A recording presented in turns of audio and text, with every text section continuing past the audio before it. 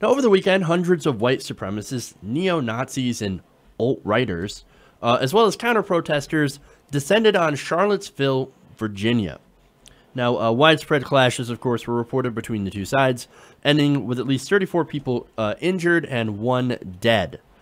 Now, Governor McAuliffe, who was, of course, governor of Virginia, declared a state of emergency due to what happened, to all the different violence. So there was some fist fights, and, of course, there was a murder that we'll talk about later on. But basically, here we have, in America, literal Nazis out marching out in force.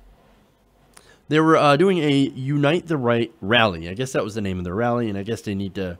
apparently, they felt the need to unify all the different factions of the white supremacist movement.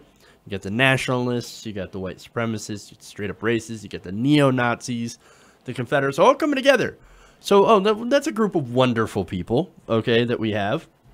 Now, the reason I guess that they were out there was to protest against this, the removal of a statue of Robert E. Lee, who's, by the way, I got news for you, Robert E. Lee was a traitor to America. I shouldn't have to remind people that the Confederates were literal traitors to America. So it's kind of ironic when you fly an American flag next to a Confederate flag. Those two things couldn't be the opposite. But these people aren't exactly bright. These are the people that still haven't figured out that we're all the same, even if we have a different skin color. But anyway. And, you know, looking as far as the Confederates and stuff, they didn't believe in our country. They didn't believe in America. Because, look, at up to a certain point, America, we were fine with owning slaves. The country was. And then they decided, you know what? Not so much of a good idea. At that point, of course, a lot of wealthy plantation owners in the South, they were like, no, that's our entire business model. Our entire business model is based on free labor, and that free labor is, of course, slave labor. We owned people. And we would like to keep the right to own people. And since a lot of people in the North, the industrialists, said, well, we want you to stop owning people, they decided, no, we're going to break off. We're going to create our own country that has the foundation. Our country is literally going to be based on a foundation that black people are inferior and therefore can be enslaved. Okay, wonderful. So, hey, man, look. If that's your heritage, and if you want to defend that, all right, man, just at least be honest about it. Your heritage is based on owning black people as slaves. Be honest. Be honest. That's all I ask. Look, alt-right is just another word for white nationalists. And that's another word for Nazis. Now, you might be like, come on, Jeff. You're going a little far with this Nazi thing, okay? Here you go. You leftist cuck. How dare you call people you disagree with Nazis? Well, okay. Look, I'm going to show you some pictures of some of the people that were marching, and then we'll let you decide whether or not they're Nazis. All right. So let's take a few pictures. Okay. So, yeah. I mean, look, hey, they're carrying tiki torches, and maybe they're just waving. Okay? Maybe they're just trying to wave. All right, well, let's look at some more then. Yeah, that appears to be a literal Nazi flag. Okay. What about this one? Yep, that's another Nazi flag. Right next to a Confederate flag. That's very, very interesting. How they seem to be together. Now, another thing that was reported to have been overheard is people shouting blood and soil, which is a phrase used by Nazis in Germany. It was to say that, well, German blood belongs on German soil. So American blood belongs on American soil. If you don't have American blood, which literally isn't a thing, there's no different type of nationality blood, okay? If you don't have that American blood, you need to get the fuck out. And by American, we mean white. Okay. So the irony here is, here you have two of America's greatest enemies, Nazis and Confederates, that happen to be on the same side. And that's not an accident. Why? Because their views are the same. A country where white people run everything and minorities either don't exist or they live in servitude as second-class citizens. Don't sugarcoat this shit. All right? They are literal Nazis. This is the shit that they believe. You can't get any more un-American than that. Now, America is not just one race or one idea. It's multiple races, religions, creeds, and ideas. And unfortunately for them, hate's not one of those ideas. Now, look, I know they claim this is a whole free speech issue, right? Well, in a way, that's true, right? Well, so long as you remain peaceful, you do have a right to speak in America. That's what the First Amendment actually represents. Okay. But that does not mean that they can't have their speech countered. And let me just go on about something here that pisses me off continuously about the right and their free speech argument. Now, they continue to misuse the whole idea of free speech, the whole meaning. Now, for example, whenever somebody from the right gets protested, they immediately go, they whine and cry and bitch that somebody is infringing on their free speech. Oh, how dare you not let me speak?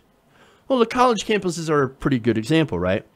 Now, I actually think that Milo Yiannopoulos and Mike Cernovich and that one guy that I argued over was Star Wars, I think Posobiec or something like that, had the weird name.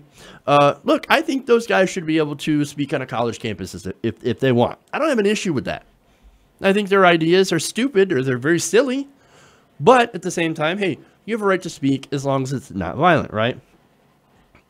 And I also don't have an issue with somebody counter-protesting that or protesting that speech. That's fine as long as you're not violent.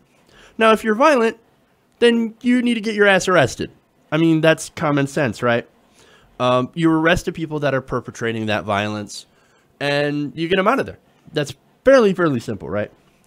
Now, my issue here is that every time somebody gets a little bit of protest, you know, a couple of people shouting them down or something like that, immediately they scream about their free speech being violated. Which, by the way, they're doing right now when it comes to Charlottesville. Oh my God, these protesters, they shouted us down. I can't, oh my God, how dare you? You have violated my free speech. But let's get something straight. Unless the government comes in and says, you cannot say that. Or if you say that, you're going to get in trouble, you're going to go to jail. Well, then it's not an infringement of your First Amendment. All the First Amendment does is guarantee that the government can't come down and crack down on your speech and put you in jail for it. That's it. It says nothing about your feelings. So you guys done the right. You get your feelings hurt when somebody protests you. Oh, sad. But you know what? You're not protected against getting your feelings hurt. Okay? It doesn't protect your speech from other people, other citizens. It just protects your speech from the government. Okay?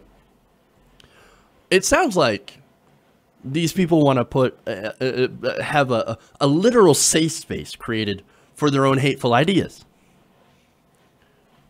Now, there's another problem here, and it's a problem of false equivalence. Like, for example, some of what they believe, they think is actually valid.